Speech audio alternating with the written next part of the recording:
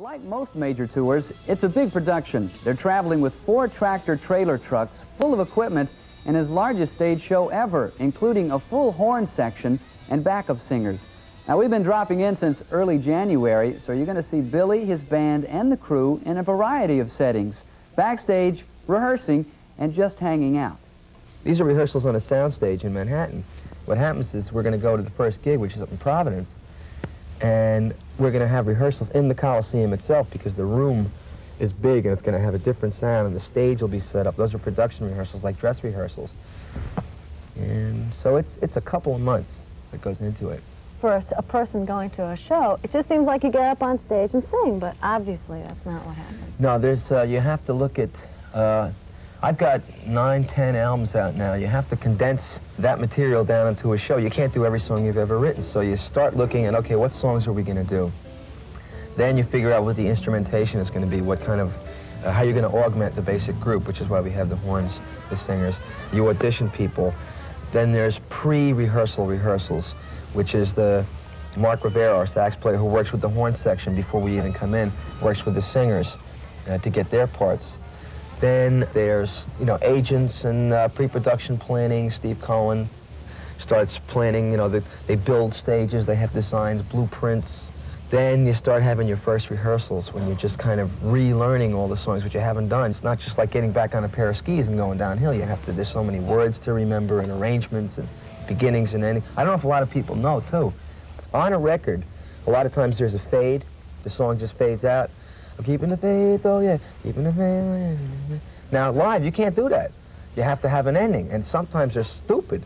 Keeping the faith, oh yeah, you know, and it's like, nah, that doesn't work, and a lot of time is put into just figuring out, how do we end this thing? Crazy that is true, that is all because of you.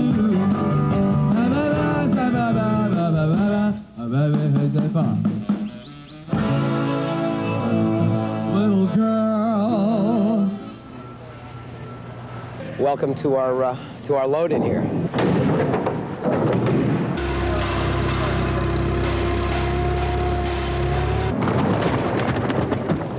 We carry a kind of a light attack unit, about 13 people that are involved in our sound and lighting crew. We found that with pre-production and with putting something together effectively to work smoothly and engineered properly, you don't need a lot of people if your homework is done before you take it out on the road. A production like this is really a cumulative effort, and one of the strongest things that Billy affords us is the input from all of the production people.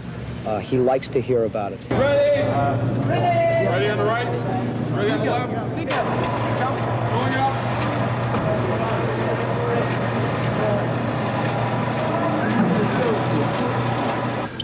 It's going.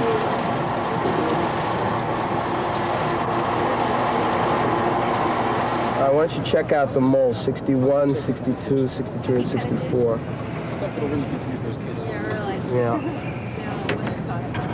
Bring them all up. Bring them all up. We're happening. We're ready. I wouldn't let anything come in the way of doing a Billy Joel show, ever, I don't think.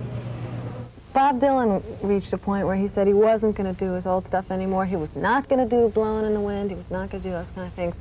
How do you feel about doing your older stuff? I mean, are you sick of doing Piano Man?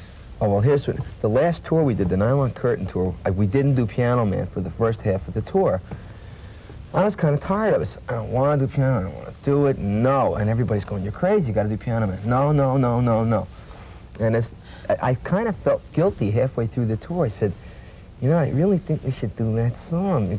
At the end of the show, everybody would be going, yeah, but there'd always be one guy up in front, Piano Man! Piano Man! You know, I was like, okay, okay. So we started to do Piano Man, and I found out I really liked this song again. But, you know, also, you can't just do what you want to do. If we just wanted to do our total self-indulgent show, man, we just go up and jam and do Stone songs and, you know, old Led Zeppelin tracks and Beatles stuff and, you know, Wilson Pickett songs.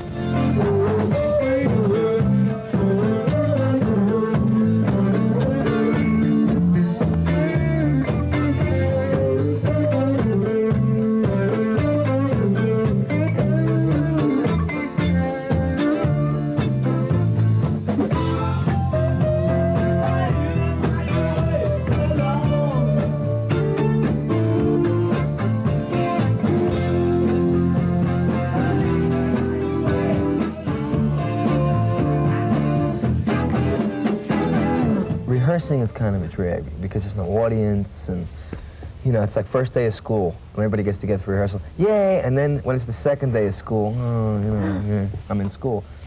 But we're looking forward to it because the new stuff from the new album is going to be a real kick to doing the show. It's like soul music, and I always wanted to do that live. I want the easy money. I could get lucky. Things could go right. I want the easy money. Maybe just this time. Maybe tonight.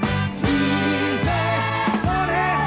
I wrote one song with Easy Money for the Rodney Dangerfield movie, and I just thought of it as a rhythm and blues track. And that kicked off, I think it was An Innocent Man was the next song, and it started to just roll out like that, in that kind of genre, you know.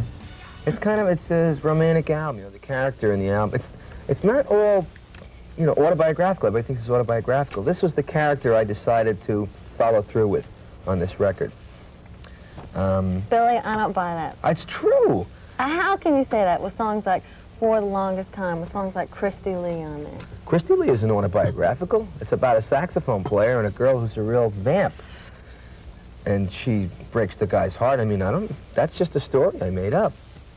The name is her name. I mean, it's a great rock and roll name, but I just like the idea of the story of the woman who wanted the horn, you know. On the tour, there's a whole new audience that's aware of me, and a lot younger kids who didn't know anything about Piano Man, who don't even know The Stranger, who may only know from the videos of Pressure and Allentown and the new videos we've done in An Innocent Man. They've just discovered me through that, which is great. Billy Joel's 1984 tour will eventually hit a total of 60 cities running right through the summer.